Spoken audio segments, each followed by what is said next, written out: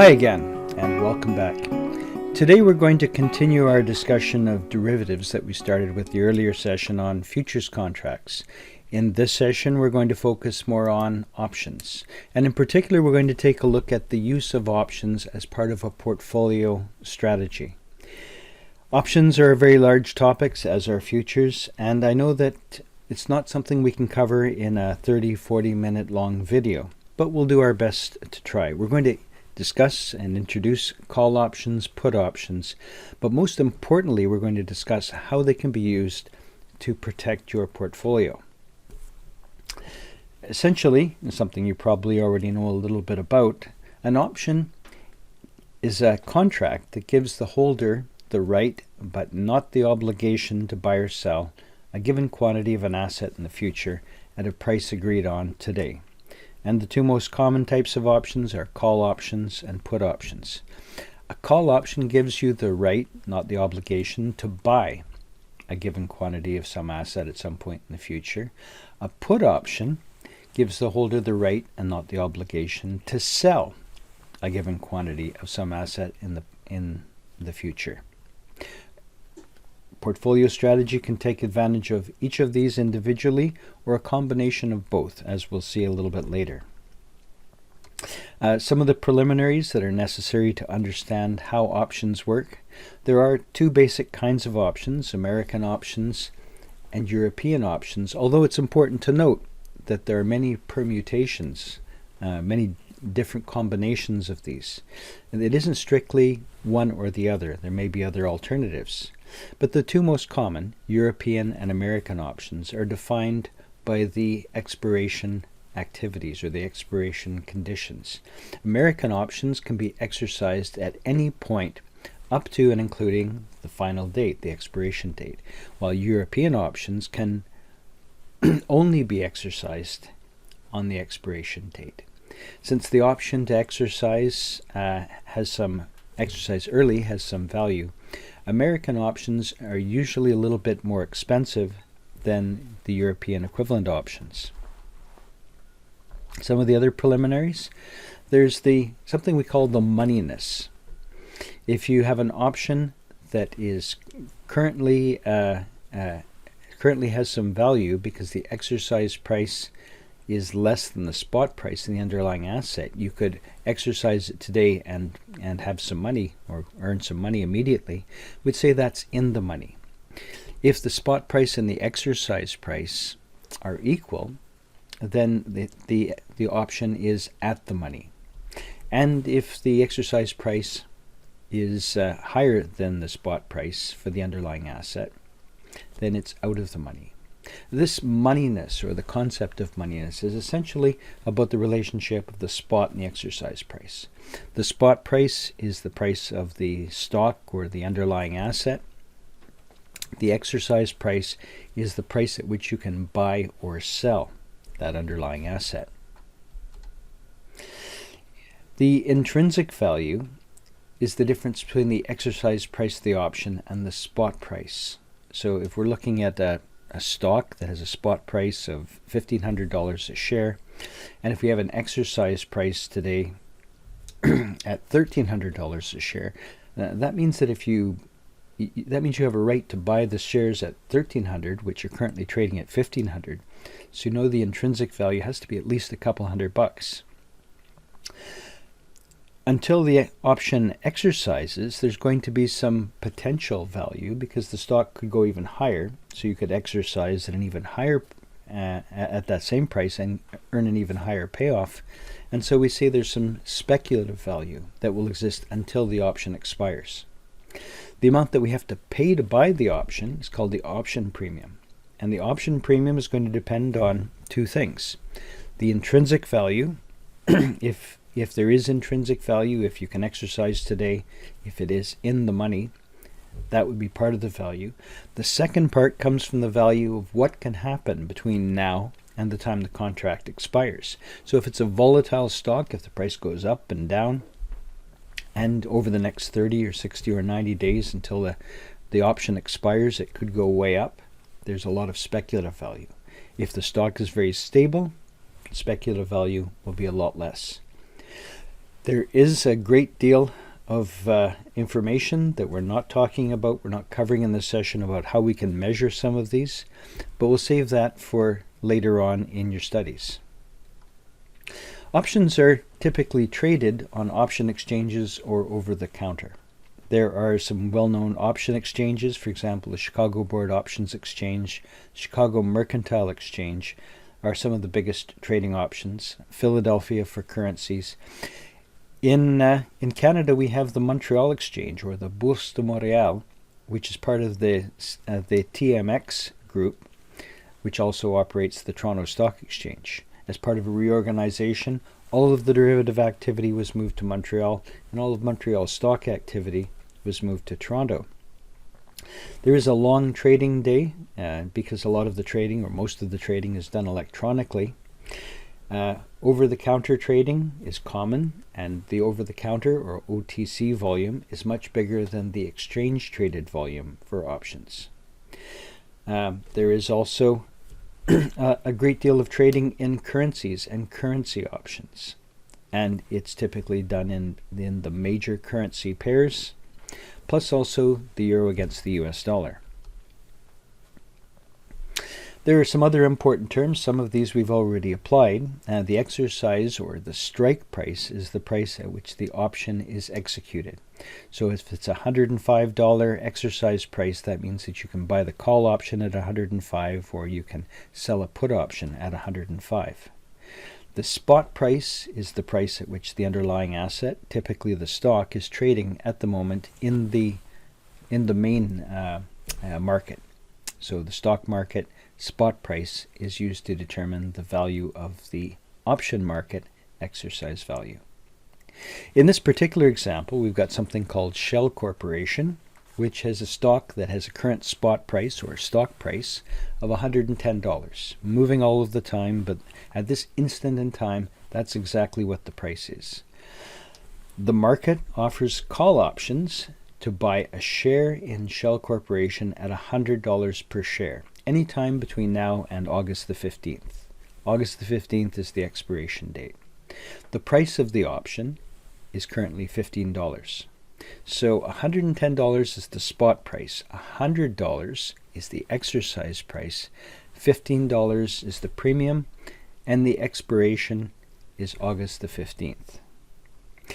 Options are quoted, and you can see here is an example of how the option quotation works in option chains. Essentially, prices increase the longer the time to expiry. For call options, the lower the strike price, or exercise price, the more it's worth. The more likely it's going to be in the money. For a put option, the higher the strike price, the more the put option is worth, the more likely it's going to be in the money. And you can see from this chart, we have a stock that is currently quoted at $96 $78. That's the quotation on the stock exchange. The strike prices for contracts that are available at 90, 95, 100, and 105 represent the currently traded stock prices. For call options, there are call options available for February, March, and April, and put options have February, March, and April contracts available as well.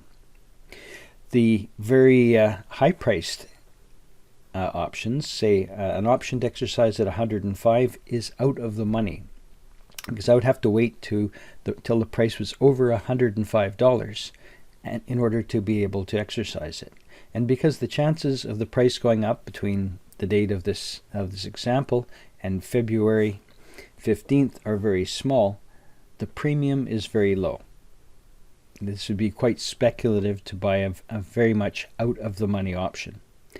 At 100, we're a bit closer to the money, but we're still out of the money. 95, we're actually in the money by a little bit. That means if we exercise today, we would get 1 7/8 as the intrinsic value, and we get another $1 per option in speculative value. So that's why it would cost $2.07 to buy an option for February. And as we go longer in time, March and April, the chances of being even more in the money are going to rise. So the longer the time, the greater the value. The more in the money that we are, the greater the value. And the opposite relationship with value happens with put options. So the chances of an exercise in the very short term of making money from a fall in the prices for put options, very small. A couple of other things you'll see on the option charts. Notation like S and R. S essentially says that there's no traded, there's no listing actually. There are no contracts. And R indicates, we've got a couple of R's down here, that there were no contracts traded on that particular day, so we have no quoted prices. You can see an actual listing of an option chain for a company called Tech Resources, TCK. And on the date which this was downloaded from the Chicago Board Option Exchange website, the spot price for the stock was $48.72. We have a number of different options that are available, different strike prices from $40 to $57.50. And so the at-the-money price is someplace here in the middle of the chain. And on the left-hand side, we have call options with last bid, ask, no volume because the market is closed. We have a number of contracts that are outstanding, the open interest. And if there's a lot of open interest, well, clearly this is a contract that's widely traded. And by the way, all of these contracts are for the month of August, so they're the same expiration date. And here we have put options on the right-hand side. And again, the higher the price, the more in the money we are, the more expensive these contracts are going to be. Now, some of the general characteristics that we see of options that we can say in summary: in the money options have positive cash flow. They have value if they're exercised immediately. In that case, it means that call options, the spot price is greater than the exercise price. For put options, the spot price is less than the exercise price. Out of the money options wouldn't be exercised immediately, and would say that would be true if the spot price was was less than the exercise price for call options, and the spot price is greater than the exercise price for put options. We introduced the topic of intrinsic value. Essentially, that's the value realized from immediate exercise. So the value of the option is going to be the maximum of the spot minus the exercise price, or 0. If it's a negative number, we walk away, we don't exercise. For put options, the value is going to be the maximum of the exercise minus the spot price, or 0. Up to maturity, option premiums will be greater than the intrinsic value because there's existing time value or speculative value. So the speculative value remains positive right up until the moment that the option expires, but it decreases exponentially with time. The time value then is the option price minus the intrinsic value. All of this starts to make an awful lot more sense for most people when we look at a payoff diagram. A payoff diagram is the standard comparison between the spot price and the profit or loss from the position. So across the bottom axis, we have both the spot price for the stock and also the option price. So we have here a chain of possible values. If today's price is 25, could go up to 26, 27, 28, 29. That shows us what's going to happen to the underlying asset, the index, the stock, the futures contract, whatever is the underlying asset. For a call option, we would draw it something like this. If you were going to buy a call option, then your payoff for an option that looks like this would depend on the current price. So if we have a price today of $25 and the exercise price is also $25, you can see I've got a kink in the line. If the price rises by another couple dollars, we're going to be at the money. And if the price rises even higher, then this becomes a more valuable option because it has a very large positive payoff. In this case, the profit or the loss, if the price falls below $25 from the option contract, would be about $2. That's the premium that we'd pay. At $25, we would have an option that's starting to have some kind of value, and we would exercise it any time the price would reduce the cost of the premium, and especially if it goes even higher where we'd have a very large positive payoff. Now, we describe derivative contracts as being a zero-sum game, and that's because to buy this option, somebody has to sell it to us. Buyers of options are typically individuals or funds who are trying to protect an underlying asset, or perhaps they're speculators or arbitrageurs.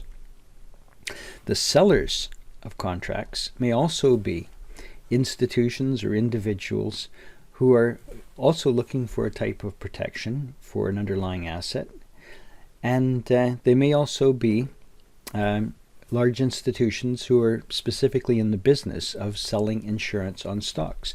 And not surprisingly, insurance companies are a large part of the selling side of the options market. So a seller, or we also say a writer of an option, has a payoff diagram that is essentially a reflection across the axis of the buyer's payoff, because this is a zero-sum game. For a put option, we have a similar type of reflection. Here, let's say we have a spot price and an exercise price at around $27, that the put option becomes valuable if the price falls. If the price rises, you lose a little bit of money. You lose the $2 premium. If the price rises, you're going to, the price falls from 27 to 23, then you're going to gain total of the payoff minus the premium that you paid. So if you're going to say gain $4, you're going to use $2 to pay off the premium, and you'll have a net gain of $2. And if the price falls to 21, to 20, and even more, you'd be better off. So this is essentially a bet on the market going down. It's equivalent to a short position in a stock, because you're betting the price on something that's going to fall, or you're buying insurance against something else that could rise. And we have a writer or a seller for the put option who has a payoff diagram that is, again, a reflection, because this is a zero-sum game. That's a really quick introduction to options. We've looked at some of the basics. We looked at the basic terminology, the payoff. We now know what a call option and a put option are. Typically, if people are just operating with a naked or a simple option, it's not as part of a strategy, this is speculation. As a portfolio investor, you're much more likely to invest in options as protection against some kind of a pre-existing risk. It's like insurance. Here we're talking about portfolio insurance. And we buy insurance when we have something that we're worried about losing. In this case, we're worried about losing the value in our portfolio. We're worrying about a shortfall, perhaps, that we're not going to be able to make some of the payments that we need to make to perhaps our pensioners or some of our insurance clients. And so that's why we buy portfolio insurance. This is a hedging strategy that provides a minimum level of return to the portfolio and hopefully maintains as much as you can of the upside potential. Buy too much insurance, you're going to remove the upside potential. Buy too little insurance, and you could end up with a catastrophic loss in the market. So we buy, in this case, a protective put option that's going to provide a minimum return. In fact, we'll take a look at 2 or 3 different alternative approaches. But the first one we'll look at is a protective put that's going to provide a minimum level of return. To do this, we'll have a put exercise price that's, we have to decide whether or not the put exercise price is going to be greater or less than the current portfolio value. Are we going to have one that's in the money, out of the money, or at the money? And there may be problems with finding a perfect type of insurance that's going to fit our existing portfolio. Now, we can buy options on particular stocks. We can also use index options. And we'll talk a little bit about that in a minute. So in this particular case, our portfolio has got underlying assets. It could be a single share, or it could be a portfolio of Standard & Poor's stocks or MSCI stocks. And so this is our existing exposure. we have this kind of a payoff line. If the price goes up from $25 to $27, we make $2. Goes up to $29, we make $4. The upside is fine. What we're worried about is the downside. So if the price of our stock or index goes down, we could lose a lot of money. To insure against that, we buy a put. Now, we have to decide whether or not we're going to have one that is at the money or out of the money or in the money. In this case, we've got a put that is exercised at 29. So if the price falls below 29, we're going to exercise it. It's in the money. At 25, we already have some value in this put option. At 23, we'd have even more. Now, it's going to cost us a couple of dollars per share and per times the number of shares in our portfolio. So there's going to be an expense, and if the price goes up, the loss that we're going to have is going to be claimed against the value of the share. If we take the vertical sum of all of our gains, for example, at 23 perhaps, we have a gain of about $6 per share from the put option. Sorry, 6 minus 2, we've got $4 per share gain. But we're also going to have a loss in our underlying portfolio. And so the gain minus the loss is going to equal the total amount of profit, in this case about $2. In fact, when we do that for every point on the chart, we can see the payoff line for the combined position for the underlying shares and for the put options. And here that means that we're going to be great if the price goes up above 29. We're going to continue to see an increase in the value of our portfolio, but not quite as high as it would have been if we went without protection, if we went naked. That's the term we use. If we have a fall in the index or a fall in the share price, the lowest possible return we're going to get is going to be $2 per share. And so in this particular case, we'd say that the value of the contract guarantees us a minimum level of return. We are paying for that by giving up some of the upside, but it means that if the prices fall, we're going to be protected, and we're still going to have enough money that's in the portfolio to be able to, or enough return from the portfolio to be able to meet some of our obligations.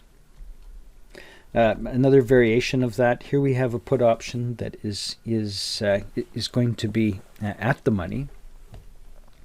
And we have a similar type of result, except in this case, because it's going to be a more expensive option, we end up with a minimum level of loss. So we still have the upside, but in this case, we've set our targets at having a cap on our losses rather than a floor on our gains. We can also do something like this with a covered call. Now, at the moment, a covered call is one of the hottest topics in finance, because during a pandemic, when everybody's worried about the markets and things going bad in the markets, they're looking for some kind of a guaranteed return. And they're willing to give up some of the upside because they're much more concerned about the downside. You can buy, or anyone can buy, a covered call ETF, exchange traded fund, which will allow you to buy into this particular strategy. And the ETF manager is essentially doing this, although you could certainly do it yourself for an existing portfolio or for a particular stock. So in this case, what we're doing is we're writing a call option against the underlying value of the portfolio. So when we combine these two positions, we have essentially got a reduced level of expected return in the future, but it also reduces our susceptibility to losses. So while if a small fall in the market, we'd still have a positive gain, and up to a certain point would still be positive, and even past that point our losses would be reduced. So it takes away the effect of some of that volatility. So that's what a covered call is. Remember, you're giving up a lot of the upside, but if you don't believe there's a lot of upside in the market, that there isn't going to be a major short-term boom in the market, then this gives you some kind of protection. Now, typically, options are traded in complicated strategies that involve things like straddles and spreads and so on. We're not going to talk about those today, but one strategy I thought I would mention is one that reduces the overall volatility from the portfolio by putting a limit on the upside in exchange for a limit on the downside. And essentially what we're doing is we're putting that covered call strategy together with a protective put strategy.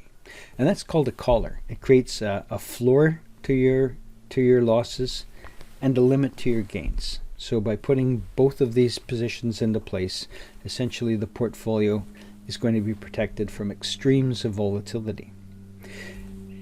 In this particular example, we have in October of the year, we have a $10 million portfolio that is very typically, a very typical Standard & Poor's portfolio. The index is currently set at 1500, and we can buy an index option for December. We can buy a put option and a call option. The put option at 1475 that we would buy costs $20, and we would also buy an out of the money OTM call option at 1525 that costs $25. The contract multiplier, according to the Standard & Poor's options, is $100 times the contract, times the index rather. The number of contracts that we would need to completely hedge our $10 million portfolio is 10 million divided by 1500 times the $100 multiplier, or we'd need about 67 contracts in order to do that. So we'd buy 67 put options and 67 call options. The 67 would cost us $20 each times a $100 multiplier. That means it would cost us $167 for the put option, and using the same math, $134,000 for the call option. The net premium then is going to be the difference between what we pay on the we're buying and we're selling. So we're going to buy at 167 and we're going to sell 67 call options. So the net premium is 167 minus 134. We have to pay 33,000 in net premium. The position results that we're going to get, at 1500, the value of the call option, the value of the put option are going to be 0 because we're not going to be able to exercise them. We have to pay the premium. So unhedged, we would earn $10 million, and hedged, we'd have 10 million less the 33,000, so 9.97. If the index falls to $1,400, we wouldn't get anything from the call option, but we wouldn't pay anything from the call option, but we would gain from the put option. We have the premium that we've already paid, so 502 minus the 33. The value of our unhedged portfolio would be 9.33, and so the overall value of our hedged portfolio would fall from 10 million to 9.86. And similar, if there's a big fall, we'd end up with still not quite our $10 million, but not a very large loss. If the index goes up, we would lose money from the call option that we've written. We'd lose 502. We'd also lose the premium. Our portfolio would go up in value, and so we would subtract the call position and the premium from our unhedged position, and would end up with the value going up to about $10.2 million. Again, the chart helps to make more sense of it. So our underlying portfolio, our $10 million portfolio, is represented by this line. We are going to produce, we're going to buy a put option, that's the blue line, and we're going to write a call option. So the sum of, at every point, the underlying position, the cost of the call option, and the value of the put option, the premium in this case of the put option, will give us the combined position. And our overall position is going to be this line, the solid black line. So it means that if things go well, we're going to make some kind of a gain, but not a huge one. But if things go badly, and especially really badly, we're going to have only a very small loss. So essentially this is a kind of a guarantee. It's hedging both the upside and the downside. And if you're a fund manager who's very worried about making any kind of a significant loss in the portfolio, this is a way of creating that guarantee. So looking at floors, caps, collars, spreads, strangles, all kinds of interesting options strategies, you can create just about any kind of a profile that you want. We've talked so far about using options as part of a strategy to manage stocks. We can also use options for currencies. Currencies are typically traded on exchanges, including in this case the Philadelphia Exchange, where there are several types of options quoted. And here we have things like the Australian dollar, the British pound, Canadian dollar. These are some of the most commonly traded currencies. The size of a contract for options is listed here, so 50,000 Australian dollars is one option or one contract. They're traded as European or American options and mid-month, month-end, and in some cases there are long-term options. Long-term options are much more rare because of the amount of volatility over time, so there are a few like the British pound and perhaps the Japanese yen that may be traded on that particular exchange, and in this case as European options. Essentially, currency options are an option that are based not on the spot market, but on the futures market for that particular currency. The exercise of currency futures option results in a long-term futures position for the holder of the call or the writer of the put, either being long or short in that currency.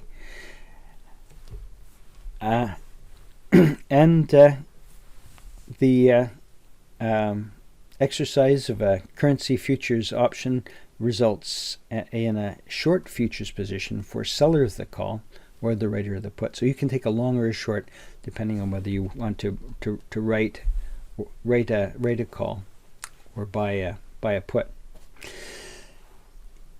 If we don't close the position before its expiration, essentially you have to complete the contract in that foreign currency. But typically these positions are closed beforehand. They're closed before exercise. And here we can see an example of a call option value at expiry. So if we have an option to exercise to perhaps cover a position of an existing account receivable from US dollars to Canadian dollars. And let's say that we're owed $1 million US, and $1 million US has to be exchanged into Canadian dollars at the prevailing price. Today's spot price, according to this, is $1 Canadian dollar costs 85 US cents. And so the value of an option at the current level would be 0, the payoff would be 0. If the US dollar appreciates, then the value of that option, if it fell by half a cent to 84.5 cents, then we'd lose 5 cents per dollar in the contract times the number of contracts. In that case, negative value would walk away. There's no option payoff. If the US dollar depreciates, the value of the account receivable would be depreciating as well. We'd have a 5 cent gain, and that means that the option would pay off. So it'd be 5 cents times the number of dollars in the contract, and so it would be a total payoff in US dollars of $250 per contract. You can see how that works from this particular table. So here we have got a call option. At 85 cents, we have the spot price and the exercise price. So we're at the money, 85 cents. The cash flows that we'd receive from the contract are 0 because we wouldn't exercise them. But as we move a little bit to the right to 85.5 cents or 86 cents, we would start to exercise the contract. At 86 cents, we would pay back part of the premium. So we'd have the payoff from the option would be $500 minus the $545 premium that we have to pay for the contract, so our net loss would be $45. We'd still do it because we're earning back part of the premium, but we wouldn't be in a position of net profit yet. At 87 cents, the contract would become more valuable, So the option would pay off 2 cents times the number of dollars in the contract, and here it says there are $50,000, 50,000 Canadian dollars in the contract, and so that would mean that we would earn $1,000 minus the premium would give us a net gain of $455. That's our payoff. And then at 88, even more. $1,500 gain minus the premium would give us $955. That's our total gain at 88. And 89, 90, and so on, as we move closer to par, the value of the contract would become huge. Anything less than 85, well, our loss is limited to the premium of $545. Now, buying a contract like this without an underlying asset, without something to protect, is, as I said, just speculation. So a more common use of a contract like this would be to hedge. In this case, we have an account receivable of US $1 million that's due at some point in the future. The payoff to our receivable is represented by this solid line. So if the value of the Canadian dollar falls, the US receivable goes up, and so we could end up with a gain of, I don't know, falls to 84, we make about 10 or 12,000. Falls to 83, we make about 24,000, and that would be our preferred scenario. Seeing the Canadian dollar fall and the Canadian dollar value of our US dollar receivable gain. But if the US dollar depreciates, we could have a very significant loss in the value of that receivable over the next 3 months. So we buy a call option to protect. And here to fully hedge, we have to buy 24 call option contracts with contract size of 50,000 Canadian dollars to completely hedge our exposure. So 24 contracts is going to cost us $13,080 at the current price of 109, or sorry, US 554 per contract. And so if we end up with the value falling to 83, well, we're going to make some money from the underlying asset. We'll have a forex gain of $20,000, but we'll lose the premium value of $13,080. So our net loss, rather our net gain in this case in US dollars, would be $6,920. As we move a little bit over to the right, and we could lose value in the underlying asset, at 87 cents, we would have a loss in the account receivable value of 20,000 US dollars. We would have the cost of the call option on top of that, and so we'd end up with a total possible loss of 9,000. And so that essentially gives us this net hedged position of the dotted line that says if the value falls, the value of the currency falls, Canadian dollar falls, we could make money over to the right hand side. But on the downside, our loss is going to be limited to the price of the call option. There we go. That's a typical application if we wanted to protect ourselves or protect our portfolio from being overexposed to a particular currency. Most of us have got a lot of exposure to the US dollar, and so this is an option that we would consider, using a call option to hedge against a movement in the currency. That's a very quick introduction. So far we've basically said, you can hedge with futures, you can hedge with options. Hedging with futures eliminates both the upside and the downside. Hedging with options eliminates the risk in one direction only. So in summary, when we're talking about derivatives, derivative value is derived from, or contingent on, the underlying asset. It's like a stock, a currency, a bonds, an index. Futures, options, forward contracts, even swaps are also considered derivatives. Forwards and futures basically operate the same, but forwards have custom contract sizes and maturities. Futures contracts are standardized and exchange traded. Futures contracts are repriced or marked to market on a daily basis. And for a futures market to work, we require hedgers arbitrageurs, speculators, in order to operate efficiently, in order to complete the market. The best known futures markets are the Mercantile Exchange in Chicago, Philadelphia Board of Trade. An option, by comparison, is a right but not an obligation to buy an underlying asset for a stated time period, usually a short period of time. Call options give an owner the right to buy, put options the right to sell. We saw that there are American and European options. American options can be exercised any point up to the expiry. Options on foreign exchange are traded on exchanges like the Philadelphia Exchange, and currency futures are traded. Options on currency futures are traded on the Chicago Mercantile Exchange. The interest rate parity relationships that we spoke about in the parity relationship video can be used to price the futures and forwards contracts.